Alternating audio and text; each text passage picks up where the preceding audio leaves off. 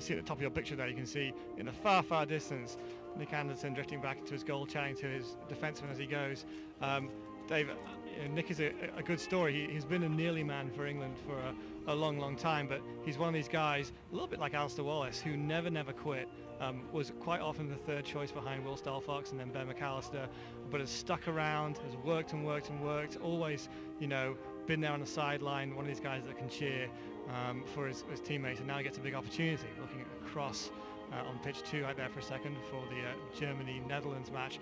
That's a big revenge match for Germany. They lost to the Netherlands and Europeans last time around. A couple of their players were speaking to me through the fence, and they're looking forward to getting a piece of the Netherlands. Yeah, for those viewers who've been following the coverage here on 247.tv, you're able to actually watch the live stream of this pitch. It's the other playoff game similar to this one. So the winners of this game, Scotland v England, which is looking like it may be England at this moment, although there's 20 minutes to go, will play the winners of the Germany versus the Netherlands, and that is available to watch live. So rather than 24-hour delay and actually watching on tape delay or having to upload, for those viewers who are wishing to follow the games, actually have the national anthems now on pitch 2. Both teams look very fired up for this. Again, similar to the arch rivals that England have in Scotland, there seems to be a very strong rivalry between Germany and Netherlands. Obviously wouldn't have been helped much by the recent World Cup, because Messrs Schweinsteiger lost to Holland in the semi-final, and ultimately Holland lost to Spain in the World Cup final. But we're back to the 4th quarter here. Jordan Coffey on the ball.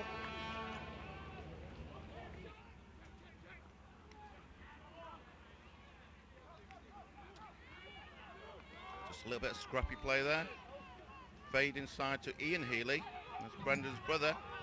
Andy Allison sprints a full length of field, finds super play, a transition for England. Andy Allison sprinting the full length of field, finds Lewis Ratcliffe on the run. Nick Watson cuts across the crease, catches the ball, but an excellent save. Catches it on the run. He actually hits him on the helmet. I'm pretty surprised. Nick had a explosive opening to the USA game, scored that great behind the back goal. Not a bad chance for a behind the back opportunity there. Never know, you know, what look you're going to get from your head coach when you turn around and miss on a behind the back shot, but certainly would have pumped up the crowd. In fact, that was the perfect opportunity for it. I'm sure that Nick Watson, if he'd had another go at that one, would have gone for the behind the back. He really has been one of the standout players for England. There's a number of players who have performed above expectations. Now, a few people knew what he was capable of, but there's a big difference between what sort of performance you're capable of and what actual performance you can achieve on the world stage. And Nick Watson is one of those guys, along with Tom Gosney, who for me, and Andrew Baxter, has really stepped up and had a tremendous tournament. Interesting thing about Baxter and Watson, pretty young, you know, recent under-19 players, the kind of guys, especially Watson, I think, that if he got in front of an NCAA coaching staff or, you know... Pipe shot, sorry to interrupt there, Ashley. The man up, there was a shot there from Brendan Healy. It hit the crossbar, goes a full length of field. It started off as a 5-on-5 play. Both teams had a man in the bench. Brendan Healy had an outside shot that hit the crossbar that had one bounce before it hit the halfway line. England break the full length of the field on transition, a man down, and Tom Gallen finished it past Timo Higgins. An unassisted goal. I don't know if you can describe to the viewers out there exactly what it feels like to concede a man down goal. Once again, the goal scored for England, unassisted by number 14. It's pretty frustrating.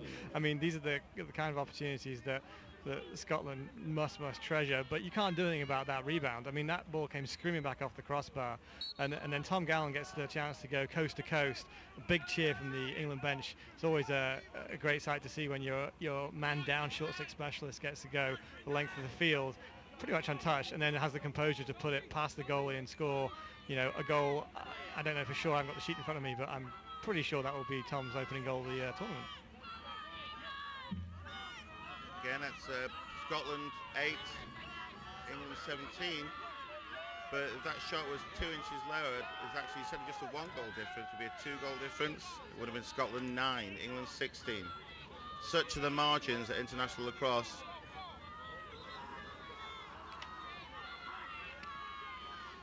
This is Cale Ratcliffe. Look away feed there. Dave McCulloch. Tom Baxter.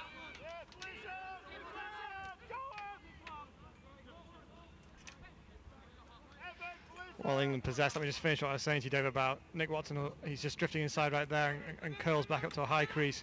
But he's the kind of guy that could have some success in college in the States, and you'd hope that, you know, he has the opportunity to get in front of some of those coaches. I don't know what he's like academically, which is, you know, an important piece of that equation, but certainly for a guy that has played no Premiership lacrosse.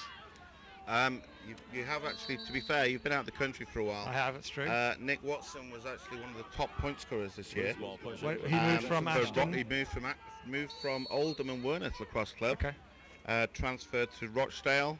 Rochdale under coach Rick Garside made the senior flags final against Stockport. At home? They beat Mersey at Mersey in the semi-final. And Rochdale really have stepped up this year. Their attack, he's matched up with a guy who unfortunately missed the cut called Glenn Humphreys, and the pair of them were probably the number 1 and 2 point scorers in the league. So he has had some Premiership lacrosse. For those guys from around the world who aren't familiar with what we're talking about, the Premiership in England is the North of England League, and the highest level, the highest division of 10 teams. But again, to the advantage of Nick, all these games here are the Blue Division on AstroTurf, and unfortunately in the league they don't play on AstroTurf facilities. It's all on natural grass.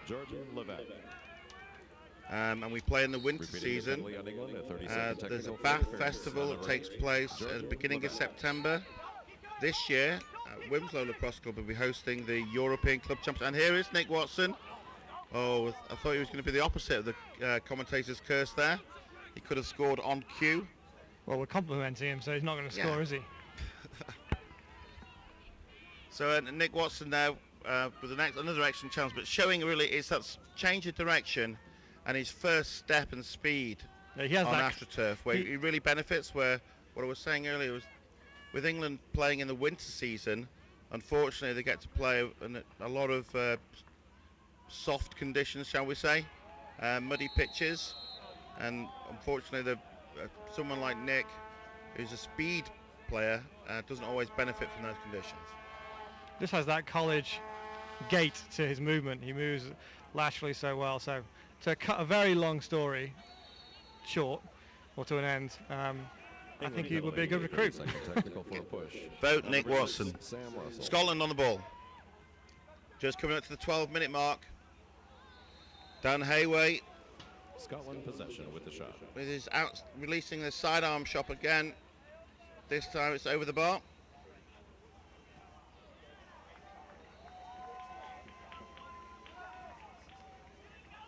Goal! Jordan Coffey. Confirmation by the referee. Unassisted, steps inside. Goalkeeper Nick Anderson got a piece of it. Well, you can see the sliding defenseman does his job, keeps the player underneath, but Coffey takes a really aggressive angle shot and does well to put that in. An unassisted goal. Once again, the goal scored for Scotland. Loud cheers next door, Dave. Germany just notched up a goal on pitch 2. Is that the opening goal of the game? First minute of play. There's 19 minutes and 10 seconds left in the first quarter. Germany 1, Netherlands 0.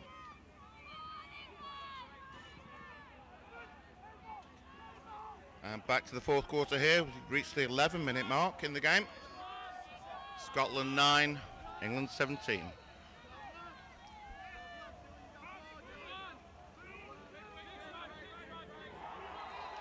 With Sam Russell carrying the ball here, Dave. Sam has a big chance to become a fixture on the English midfield for, you know, a couple of World Cups to come. A young guy, you've impressed with the progress he's made since he went over to Whittier and has played Division 3? Very much so. He was a good athlete before he got part of the NCAA program. But I think what you can really tell the difference is that his all-round fitness, where he was a good athlete, he's actually got the potential now to become a great athlete. And I believe that at one point he was playing soccer, which is football in English. True. For the Whittier Pirates, and was training with the soccer team out in California, as well as obviously being a key role. He actually ended up as their top scorer on the whole team, even though he's playing midfield. And as a sophomore. As a sophomore, so he's got 2 more years left, and that's Tom Gosney with the outside shot. It's all happening here. Just to update, there's a minute and a half into the game, and it's Germany 2, Netherlands 0. Well, Tom Gosney never got a chance to play in the States, but has always had the most natural of hands and some of the best stick control of any of his English players of his generation. Good lefty shot. Tom obviously part of an English lacrosse dynasty, or dynasty, as they say. Welcome to England, but you're back home now. Back home, so it's a dynasty. It's a dynasty. It's a dynasty. Dynasty. Right. Is that program on TV in the US? A dynasty. It's not on anymore, I don't think, Dave. Although they've got a lot of channels that show a lot of random stuff. Back to the game. 9 minutes left in the game. It's Scotland 9, England 18. But yeah, Tom Gosney, as we mentioned before, some of the early games, his grandfather's here, Ken Gosney, who played lacrosse. He had 5 sons, which is Graham, Malcolm, Ian, Keith, Martin. May have missed one out there. Well, that's 5, well done. And Tom is actually the son of Keith, and he's obviously starring here. And there's another goal for England. If only that was Tom Gosney's right. Dave McCulloch, he's actually an offensive midfield player for England. That's his first goal of the tournament. Yeah, Dave picks up the loose ball, off stick side low. He'll be delighted with that. Dave had a chance just before half-time. I was down on the field, and the England bench went up in unison as he took his shot. They were really hoping that he would break his duck and get, you know, in on the score sheet. And again, Tom Gowan today. Now Dave McCulloch. You know, all this to get their first goals is all helps. Big hit there by Tommy Kirkland, trying to trap his wrist. Evan Roberts gets it to Nick Adi Bennett, lights up the outside shot. What we really need now is for number 5, Andy Ellison, to also get in the score sheet. For England to spread the wealth. It's Scotland 9, England 19, and again, England continue to double up on Scotland. Just to finish the Gosney story quickly, Tom Gosney is Keith's son, obviously playing here number 1 for England, has a tremendous tournament. And there's also a festival of lacrosse here, and at the under-19 level, Joseph Gosney continues the family tradition, and he's Malcolm's son, and he's playing for the England Academy side at under-19s. So the Gosney dynasty really does continue. Tremendous lacrosse players from the Stockport Lacrosse Club. Yeah, known for their passion, Dave. Passion and competitiveness is, I believe, the PC way of putting it. But it's also, and I've not been challenged yet on this, so we'll need to see if it's been updated. They claim to be the oldest lacrosse club in the world, formed in 1876, and have been running continuously since that time. Sam Russell on the ball, looks inside, right-handed that time by Lewis Radcliffe, and a goal. Mark Reynolds, I believe, with that one, came up with the rebound. Scrappy inside, almost tough to tell who actually finished that shot, but Mark Reynolds very helpfully holds both hands aloft, so we'll give him the benefit of the doubt. Scored by number 16, just keeping up to date, it's Germany 2. An unassisted goal.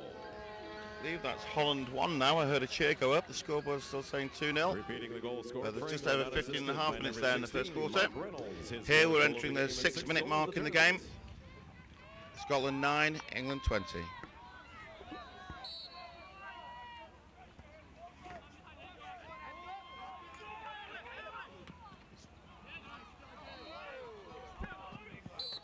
Dave, what was the score last night between Scotland and Australia? Ball out of bounds. Final Possession score. England. I believe that finished 20 goals to 11.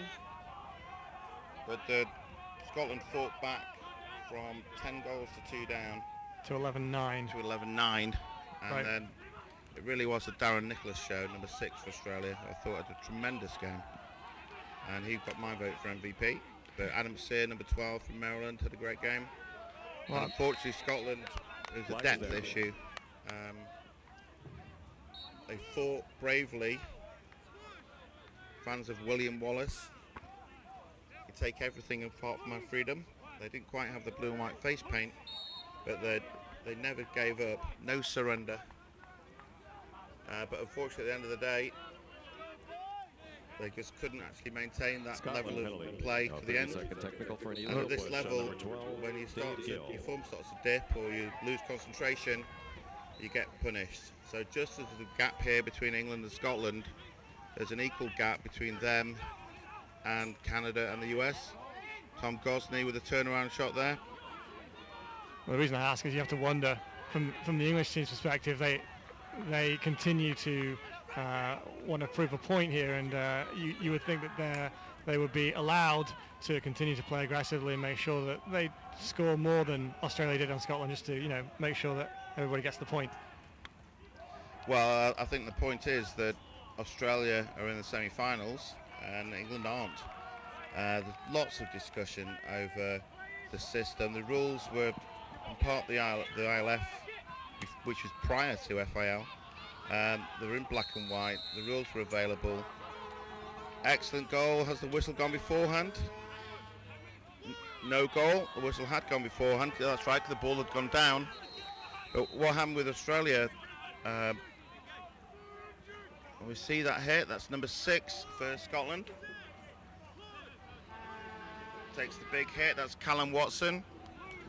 But there is this difference from across the Atlantic, where in America it seemed very much as the mercy rule, where they have professional coaches.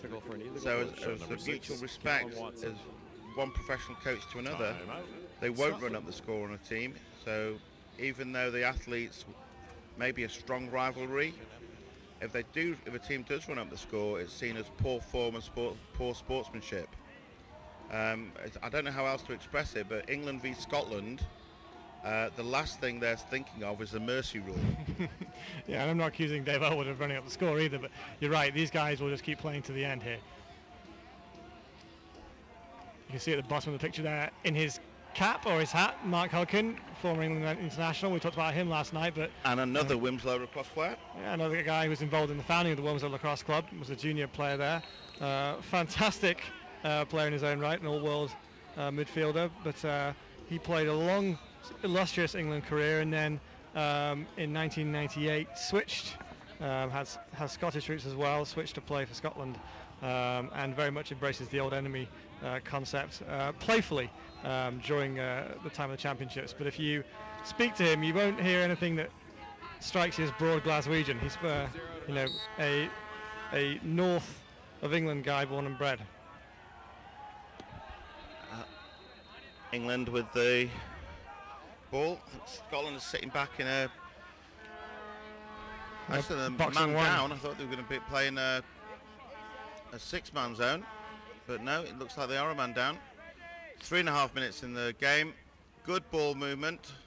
It's nice to see the England team moving the ball rapidly. Scotland may fancy their chances just to send a bit of a physical message. Yeah. And a super finish by Todd Baxter. Ball skip pass, came right for the way from up top outside the restrainer almost to the cut coming from X. Yeah. Here you can see a great angle of it. England playing in this 2-3-1, and you can see one of the things they've really made an adjustment with, Dave, from 4 years ago is look how high those two midfielders are. Drags those top zone players up, and a great opportunity. Yeah, he is standing outside. It's Matt Bagley. Matt Bagley. recognises, sees the first cut with Nick Watson cutting high, but behind him, nice little finish inside. Scotland 9, England 21, and there's 2:30 left in the game as an England player steps into the crease. I think that could have been Andy Ellison looking for his first goal. Yeah, they forced the ball inside to see if they could get a hat-trick of defensive midfield goals.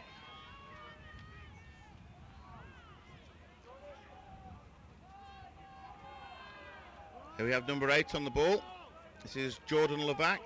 He's another of the 3 players from the England Under-19 campaign in 2008 in Coquitlam, British Columbia in Canada.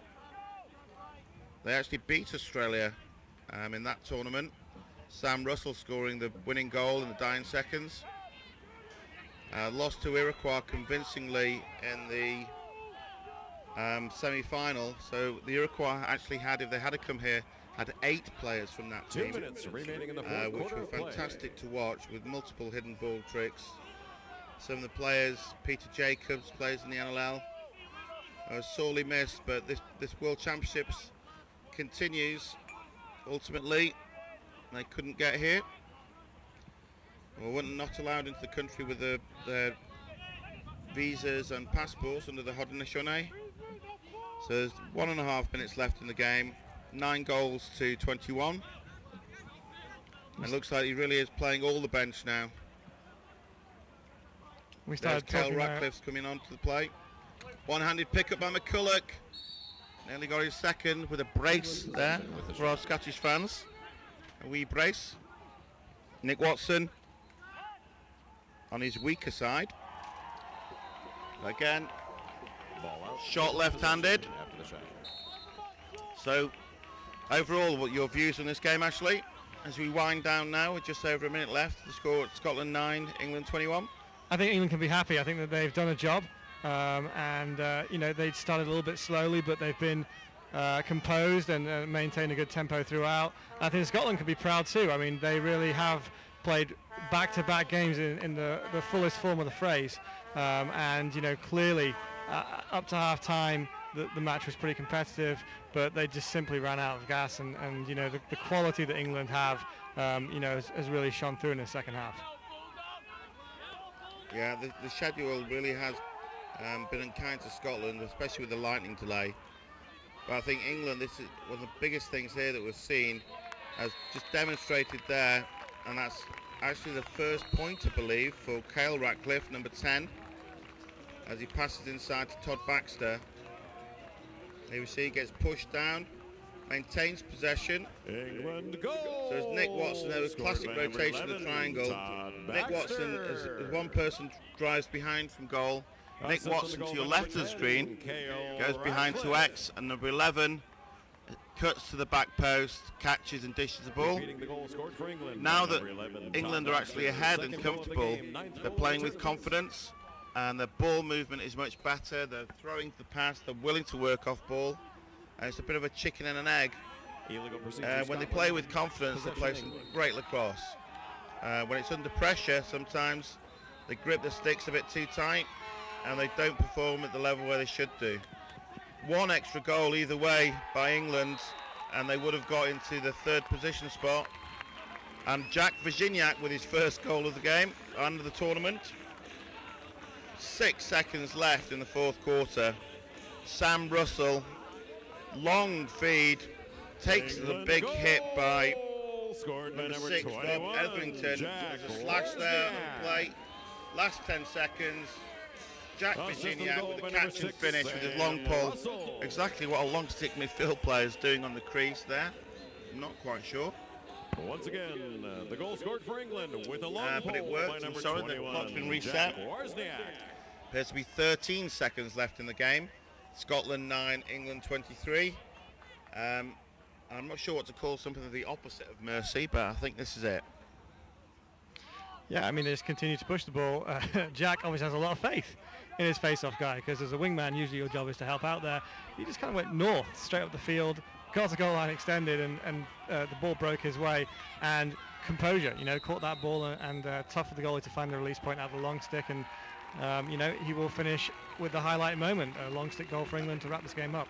It's important that, you know, as well as being able to take defeat with dignity, you need to be able to win with dignity. Our final score, Some of the England players were getting in the Scottish players' faces there. I think they obviously had a few parting comments to make, but the game is over. So England are through to the 5th and 6th place finish, and Scotland will play whoever loses in the game that's on pitch 1 currently, which is Germany v Holland. Yeah, you can see a lot of Scottish camaraderie though there, tired faces, but tight huddle. They you know, a lot of arms on shoulders. They know they put in a huge effort in the last 24 hours. They've played 2 big Blue Division teams, and yes, on the score sheet they've come out short, but they were in both of these games, and they've got to be proud of, you know, what they've done here. Yeah, I think it's important to recognise that although we've not been able to see all the Scotland games here on the stadium pitch, but for the whole time while all the Blue Division games are going on, the game's going on. There's 14 pitches here. 108 games are taking place in total in the World Championships. So Scotland had to fight their way through the whole division. Again, as they look back on their results, the Scotland team, Jordan McBride, I think will finish up as their top scorer. Tremendous game today by Brendan Healy. But all of them, as they line up and shake hands, can be proud. They've represented their country and their sport with dignity, and I'm sure that the Scotland team will be looking forward to bounce back yet again with an opportunity to finish in 7th place, which again will be out of 30 countries, will be a fine performance. Yeah, and England have established a blueprint here today. You know what they did today. If they can come out, repeat this performance, then they've got the weapons and they've got the ability to put up the same type of score against tomorrow's opponents. So, you know, they'll be happy. They just need to keep this going. So the Scotland scorers, this is prior to today's statistics. These will be need to confirmed, but off the website pre-game, Jordan McBride was the top scorer with 30 points, 24 goals and 6 assists. And the final score, if you see it online, Scotland 9-23, as I believe we're wrapping up here. So thank you very much. It's be me, Dave Hallows, saying thank you from the Furs, and thanks again to our co-commentator, Ashley Tarrant-Jones. Yep, I think we'll be seeing me and Dave again in an hour or so.